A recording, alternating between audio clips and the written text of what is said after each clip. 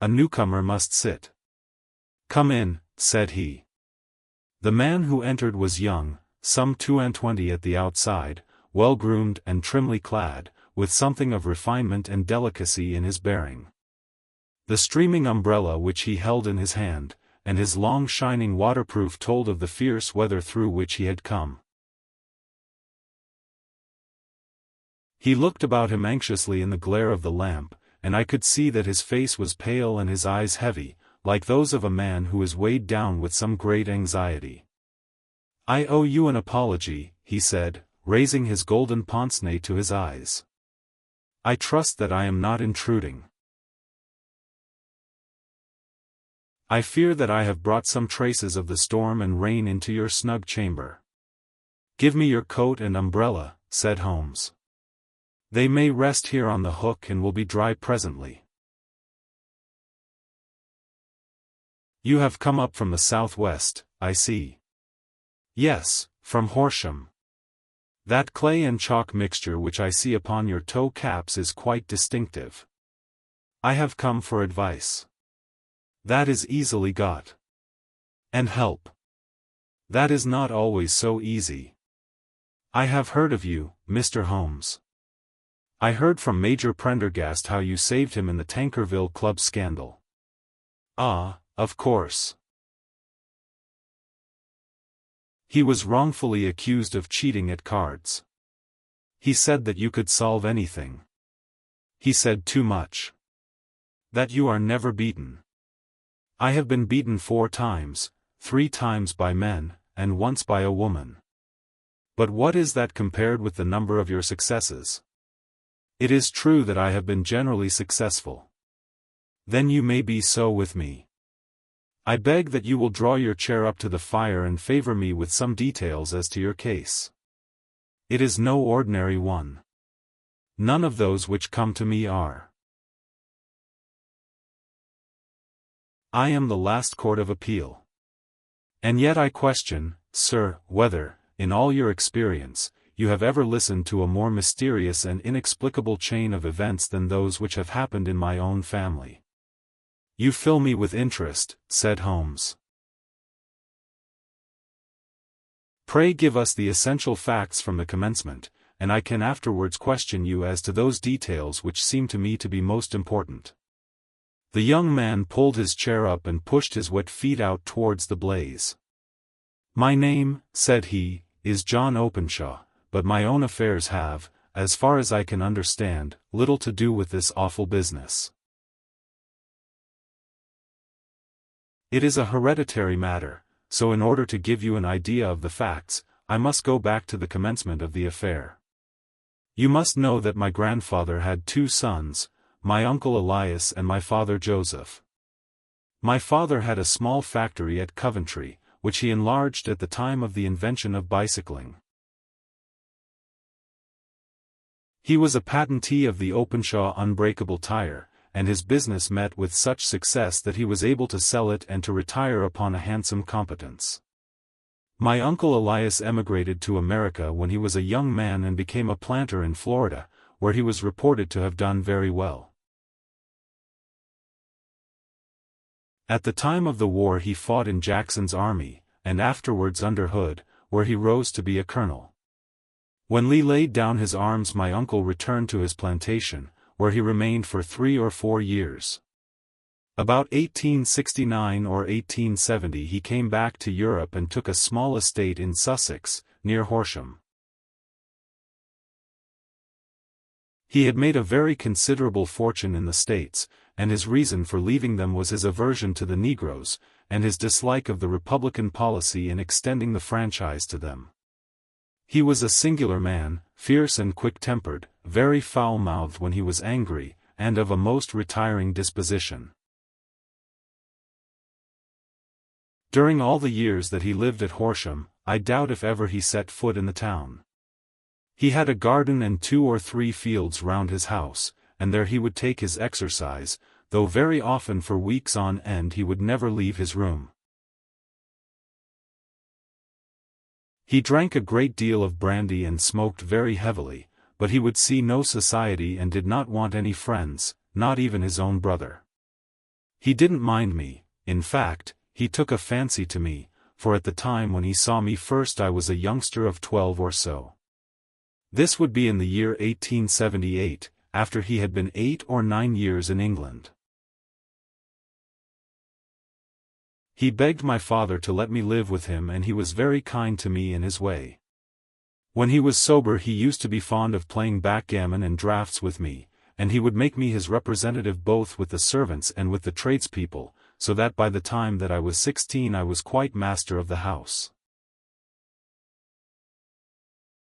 I kept all the keys and could go where I liked and do what I liked, so long as I did not disturb him in his privacy. There was one singular exception, however, for he had a single room, a lumber room up among the attics, which was invariably locked, and which he would never permit either me or anyone else to enter. With a boy's curiosity I have peeped through the keyhole, but I was never able to see more than such a collection of old trunks and bundles as would be expected in such a room. One day, it was in March, 1883, a letter with a foreign stamp lay upon the table in front of the Colonel's plate. It was not a common thing for him to receive letters, for his bills were all paid in ready money, and he had no friends of any sort. "From India," said he as he took it up, Pondicherry postmark. "What can this be?" Opening it hurriedly, out there jumped 5 little dried orange pips, which pattered down upon his plate. I began to laugh at this, but the laugh was struck from my lips at the sight of his face. His lip had fallen, his eyes were protruding, his skin the color of putty, and he glared at the envelope which he still held in his trembling hand. K, he shrieked, and then, my God, my sins have overtaken me." "What is it, uncle?" I cried. "Death," said he, and rising from the table he retired to his room, leaving me palpitating with horror. I took up the envelope and saw scrawled in red ink upon the inner flap, just above the gum, the letter K 3 times repeated. There was nothing else save the 5 dried pips. What could be the reason of his overpowering terror? I left the breakfast table, and as I ascended the stair I met him coming down with an old rusty key, which must have belonged to the attic, in one hand, and a small brass box, like a cash box, in the other. "They may do what they like, but I'll checkmate them still," said he with an oath.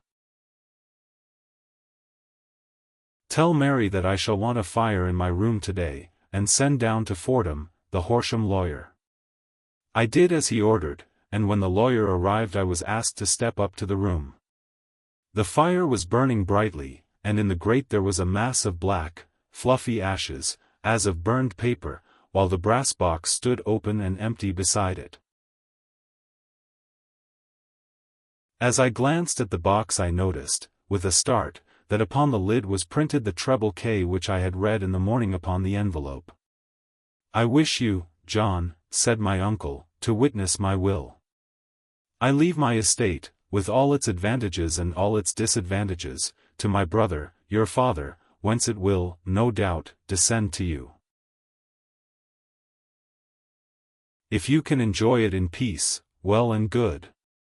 If you find you cannot, take my advice, my boy, and leave it to your deadliest enemy. I am sorry to give you such a two-edged thing, but I can't say what turn things are going to take. Kindly sign the paper where Mr. Fordham shows you." I signed the paper as directed, and the lawyer took it away with him. The singular incident made, as you may think, the deepest impression upon me, and I pondered over it and turned it every way in my mind without being able to make anything of it.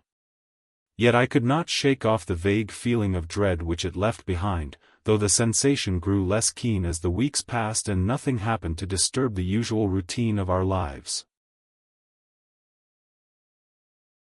I could see a change in my uncle, however. He drank more than ever, and he was less inclined for any sort of society. Most of his time he would spend in his room, with the door locked upon the inside, but sometimes he would emerge in a sort of drunken frenzy and would burst out of the house and tear about the garden with a revolver in his hand, screaming out that he was afraid of no man, and that he was not to be cooped up, like a sheep in a pen, by man or devil. When these hot fits were over, however, he would rush tumultuously in at the door and lock and bar it behind him, like a man who can brazen it out no longer against the terror which lies at the roots of his soul. At such times I have seen his face, even on a cold day, glisten with moisture, as though it were new raised from a basin. Well, to come to an end of the matter, Mr. Holmes, and not to abuse your patience, there came a night when he made one of those drunken sallies from which he never came back. We found him, when we went to search for him, face downward in a little green-scummed pool, which lay at the foot of the garden. There was no sign of any violence, and the water was but 2 feet deep, so that the jury, having regard to his known eccentricity, brought in a verdict of suicide. But I, who knew how he winced from the very thought of death, had much ado to persuade myself that he had gone out of his way to meet it. The matter passed, however, and my father entered into possession of the estate, and of some £14,000, which lay to his credit at the bank. One moment, Holmes interposed. Your statement is, I foresee, one of the most remarkable to which I have ever listened. Let me have the date of the reception by your uncle of the letter, and the date of his supposed suicide. The letter arrived on March 10, 1883. His death was 7 weeks later, upon the night of May 2nd. Thank you. Pray proceed. When my father took over the Horsham property, he, at my request, made a careful examination of the attic, which had been always locked up. We found the brass box there, although its contents had been destroyed.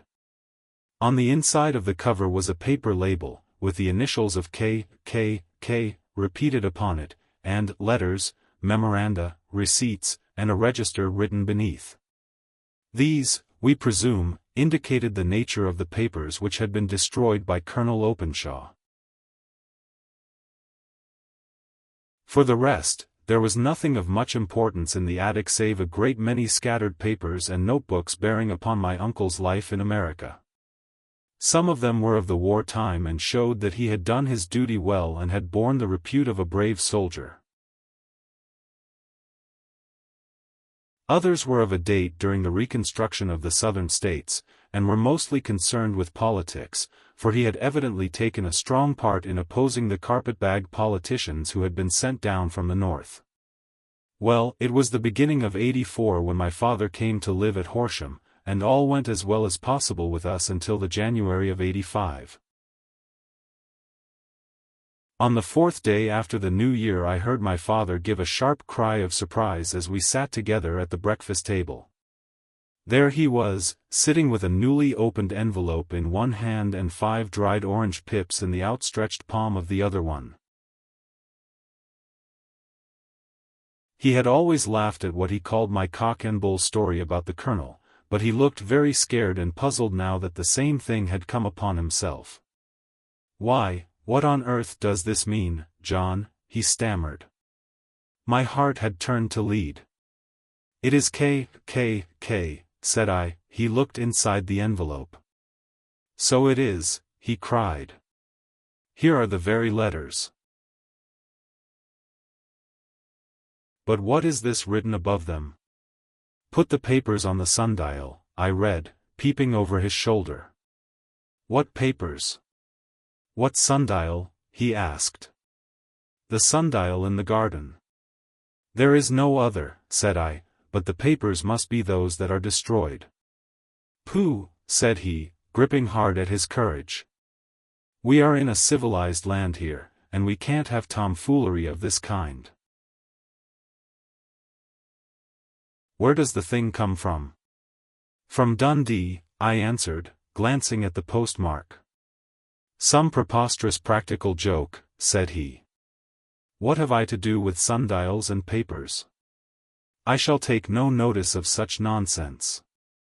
I should certainly speak to the police, I said. And be laughed at for my pains. Nothing of the sort. Then let me do so. No, I forbid you. I won't have a fuss made about such nonsense. It was in vain to argue with him, for he was a very obstinate man.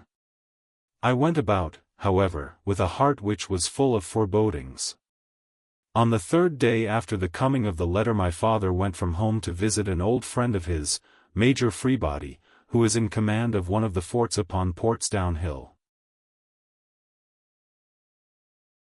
I was glad that he should go, for it seemed to me that he was farther from danger when he was away from home.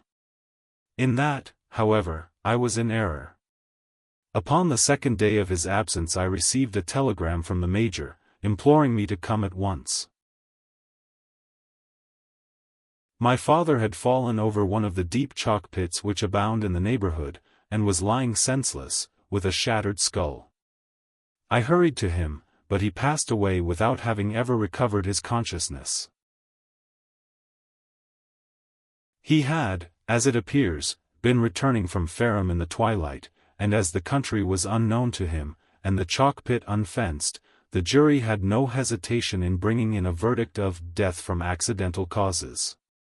Carefully as I examined every fact connected with his death, I was unable to find anything which could suggest the idea of murder.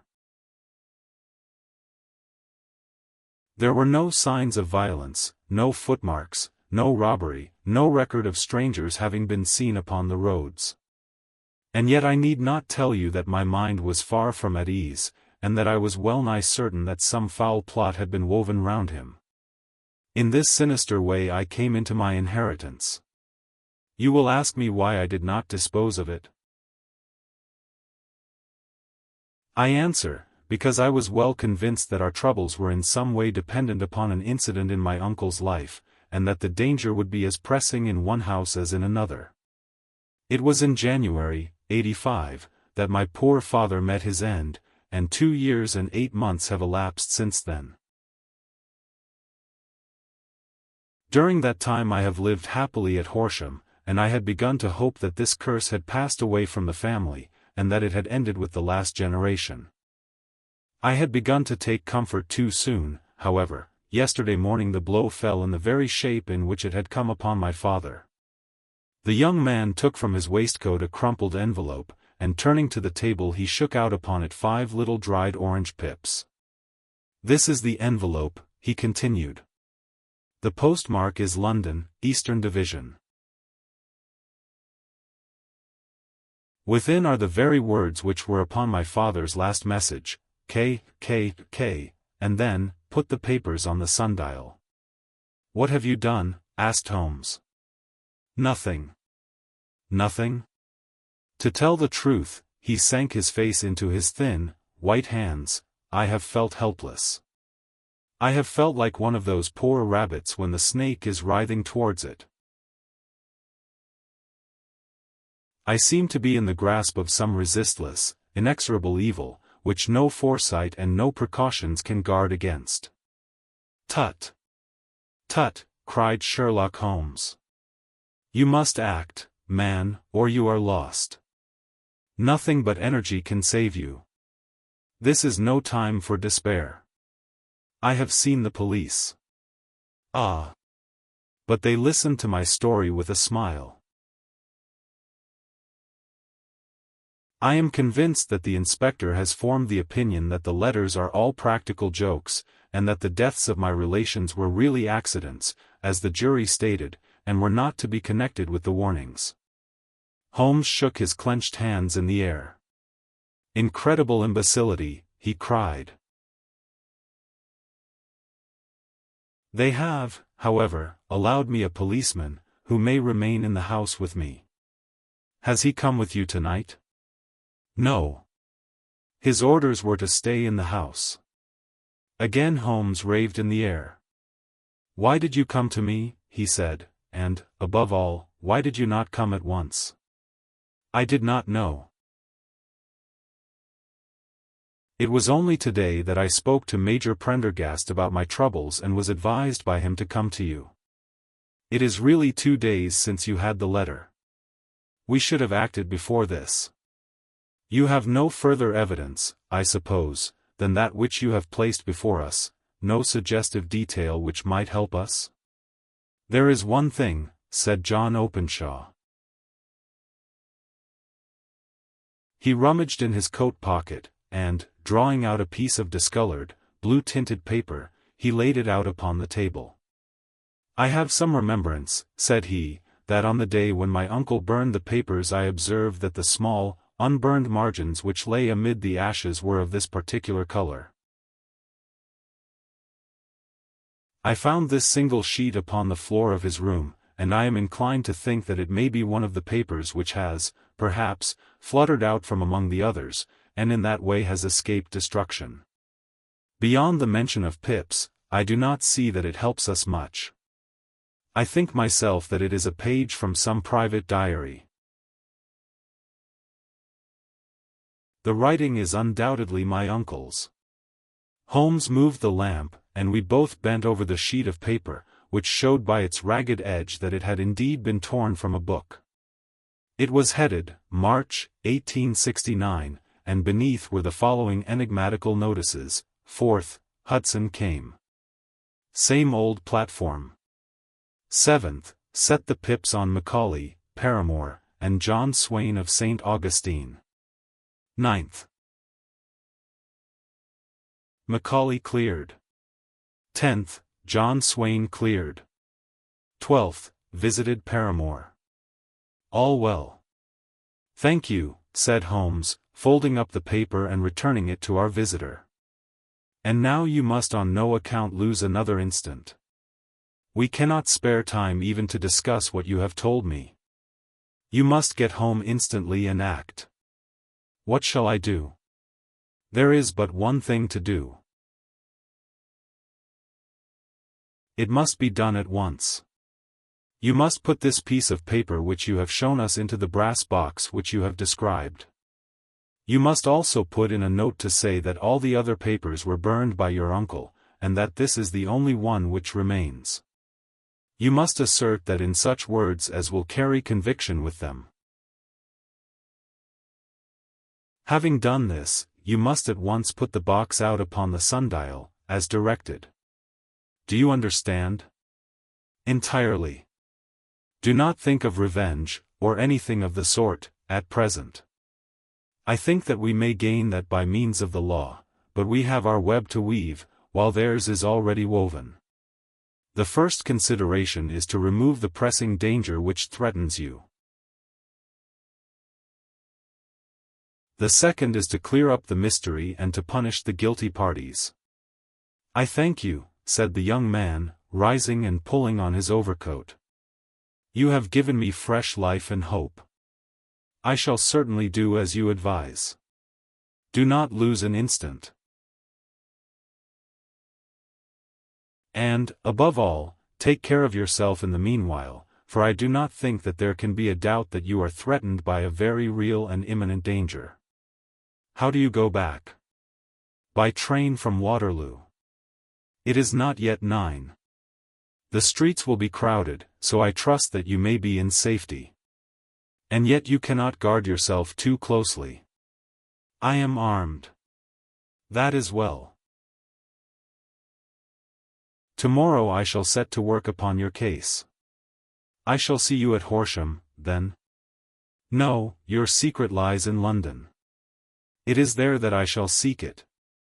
Then I shall call upon you in a day, or in 2 days, with news as to the box and the papers. I shall take your advice in every particular. He shook hands with us and took his leave. Outside the wind still screamed and the rain splashed and pattered against the windows. This strange, wild story seemed to have come to us from amid the mad elements, blown in upon us like a sheet of seaweed in a gale, and now to have been reabsorbed by them once more. Sherlock Holmes sat for some time in silence, with his head sunk forward and his eyes bent upon the red glow of the fire.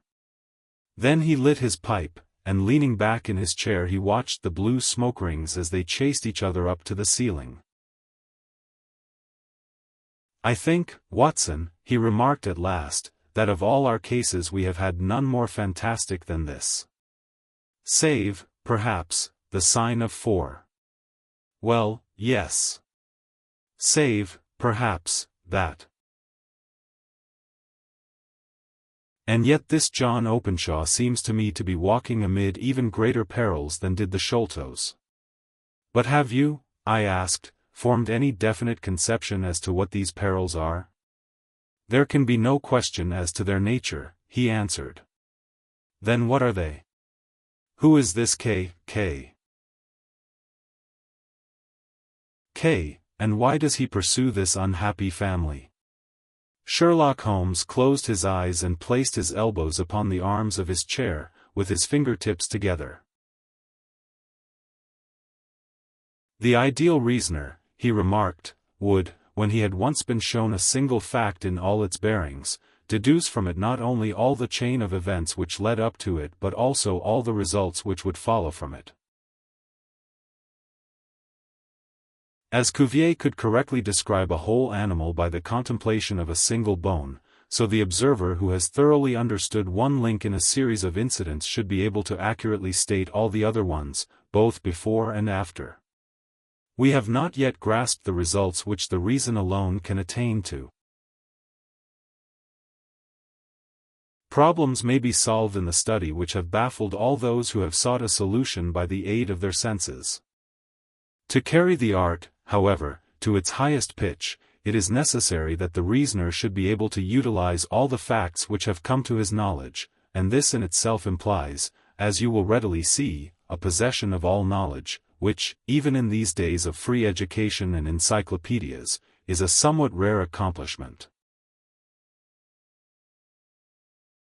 It is not so impossible, however, that a man should possess all knowledge which is likely to be useful to him in his work, and this I have endeavored in my case to do.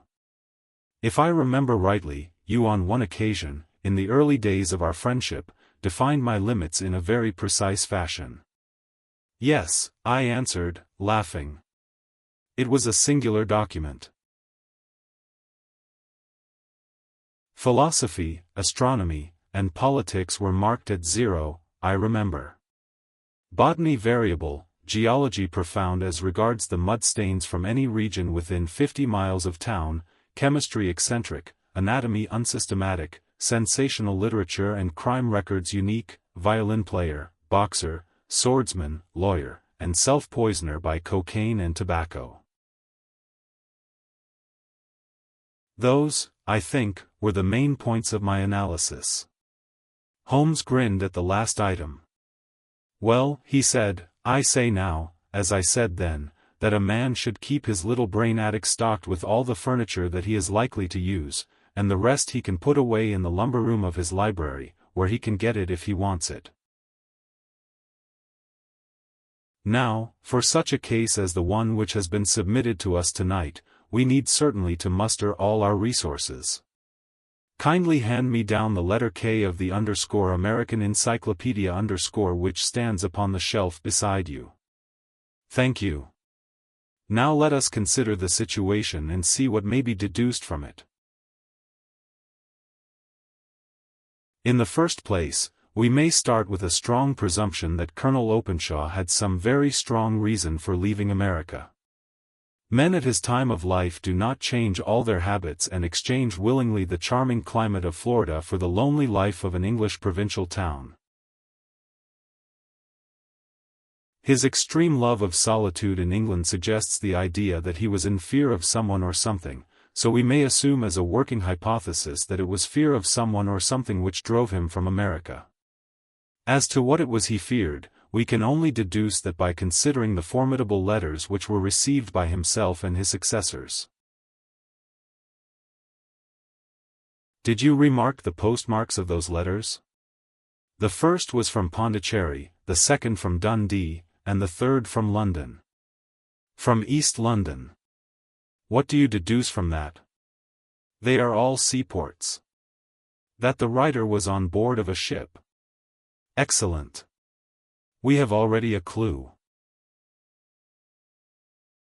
There can be no doubt that the probability, the strong probability, is that the writer was on board of a ship. And now let us consider another point.